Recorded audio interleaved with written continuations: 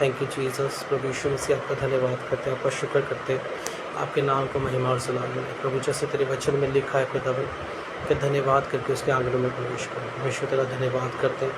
आज की spread service को तेरे हाथ में सौंपते हैं खुदावन। चलने वाले हम नहीं, परमेश्वर तेरा आत्मा हमारी गवाही करे, हमारे आगे की चले। हमेशा तेरी दया तेरी मर्सी को मांगते हैं। तेरे वचन में जैसा लिखा है खुदावन कि सब बातें मिलकर भलाई को पैदा करती हैं, तेरी भलाई को मांगते हैं। मनुष्य आपका धन्यवाद करते हैं। Thank you Jesus. दुआवा मेरी सुनदा ए मेरा रब सोना, ना ओहदे जिहा कोई ए ना कोई होना। दुआवा मेरी सुनदा ए मेरा रब सोना, ना ओहदे जिहा कोई ए ना कोई होना।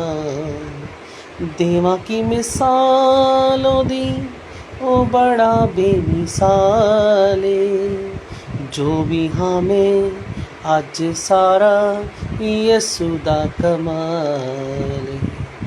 धन्यवाद परमेश्वर, आपका शुक्र करते हैं, आपकी तारीफ हो, आपकी इज्जत, आपकी बड़ाई हो। आज का वचन जो तूने दिया, जो तूने भेद दिया, उस भेद को परमेश्वर उनके साथ तेरी सहभागिता के लिए तेरा धन्यवाद। जो इस वचन को समझने चाह रहे हैं, बोले चाह रहे हैं, तेरा आत्मा हमारी अगुवाई करे, समझने में मदद करे, अगुवाई करे। आपकी दया और मर्सी को मांगते हैं, प्रभु यीशु मसीह के नाम से मांगते हैं। आमीन आमीन आमीन। हालेलुया। सबको जय मसीह की। परमेश्वर आप सबको ब्लेस करे।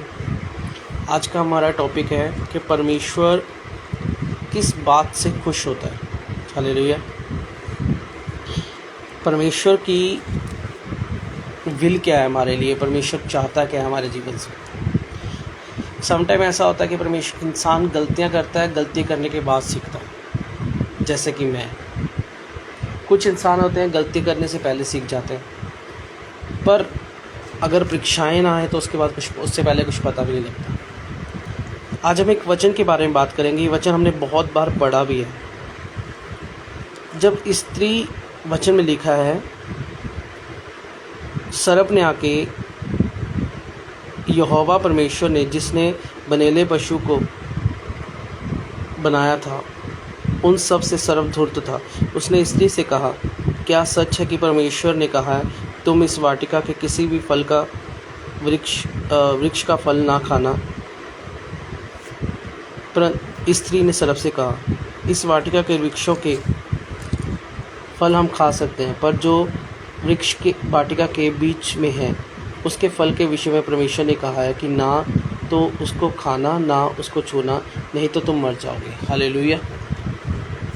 अब हम इस वचन को बड़े ध्यान से पढ़े तो परमेश्वर ने स्त्री को ये चीज़ क्यों बोली, कि स्त्री, परमेश्वर क्या चाहता था, परमेश्वर को क्या ज़रूरत पड़ी थी कि परमेश्वर ने कहा तुम इस वाटिका के फल को ना खाना और सब फल को खाना। क्योंकि परमेश्वर की एक योजना है।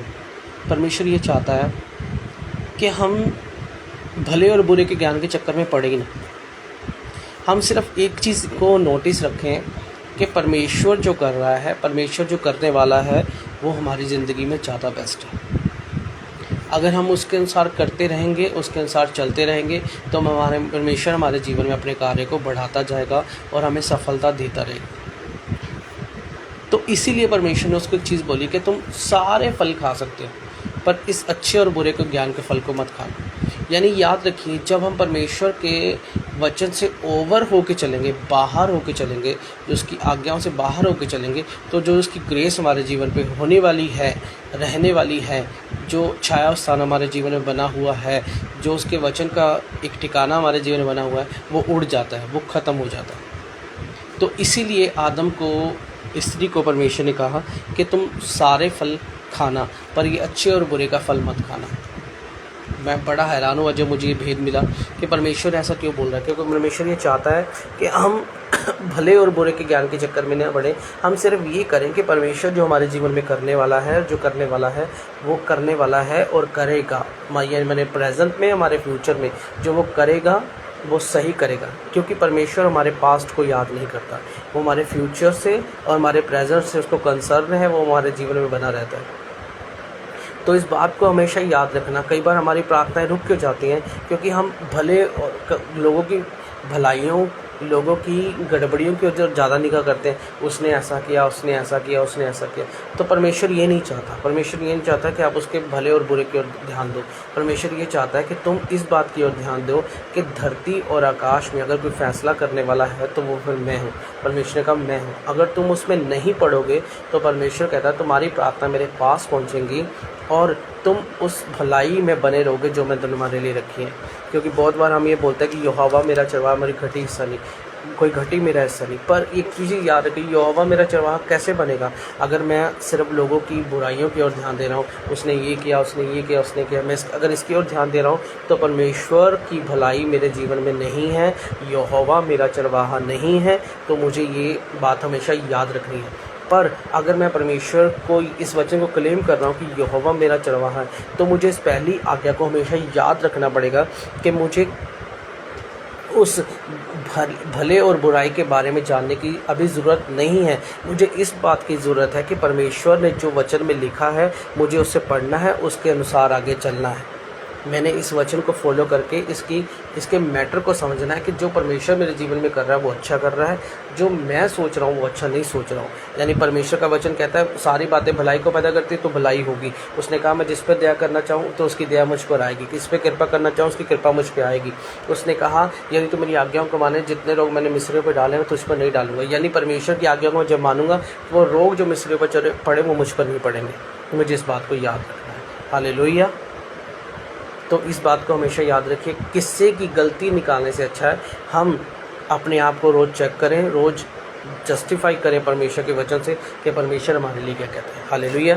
परमेश्वर आप सबको ब्लेस करें। मैं प्रार्थना करता हूँ खुदावंद प्रभु यीशु मसीह, जितने लोग इस वचन को पढ़ें, सुने और समझें, तेरा आत्मा उनके जीवन को छुए, उनकी आत्मिक लाइफ को छुए, तेरा आत्मा उन्हें टच करे, ब्लेस करे और एक पवित्र जीवन को जिए।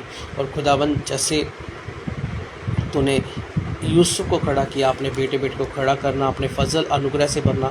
और अगर कोई भी बीमार इस वीडियो को देखे खुदावंद यीशु के सामर्थ्य ना वो चंगा हो जाए, हीलिंग एंड डिलीवरेंस उसकी लाइफ का हिस्सा बने, तेरा मस्सा उसकी लाइफ को टच करे और सारे गुप्त रोग खत्म हो, सारा फेलियर खत्म हो, सारा डिले खत्म हो, सारी कॉन्फ्रेंसेस आज हो जाए और आपकी दया, आपकी मर्सी उसके जीवन में बढ़ती जाए। धन्यवाद करते हैं प्रभु यीशु मसीह के नाम से मांगते हैं। आमीन आमीन आमीन। सबको जय मसीह।